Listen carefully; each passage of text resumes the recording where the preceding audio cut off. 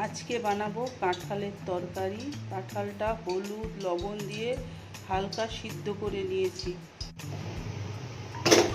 কড়াতে তেল দিয়ে দিয়েছি, এখন কাঁঠালটা ভেজে নেব। কাঁঠাল ভাজা হয়ে গেছে, এখন তুলে নিব। এখন আলুটা ভেজে নেব। পেঁয়াজটা ভাজা হয়ে গেছে, এখন টমেটো,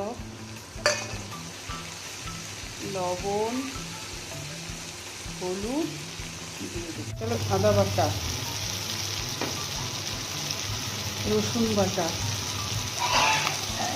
জিরার গুঁড়ো, ধনের গুঁড়ো, লঙ্কার গুঁড়ো দিয়ে ভেজে নেব। একটু জল দিয়ে দিলাম, ঝালটা আপনাদের মতন দিবেন। মশলা ভাজা হয়ে গেছে, কাঁঠালটা দিয়ে দিব। একটু গুড় দিয়ে দিব,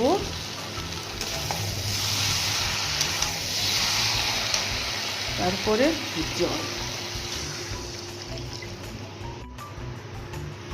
প্রেসার কুকারে 2টো সিটি দিব।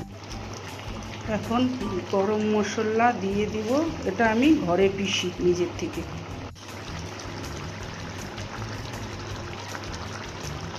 এখন নামিয়ে নেব। ফোড়ন হয়ে গেছে, এখন কাঁচা লঙ্কাটা দিয়ে দিব।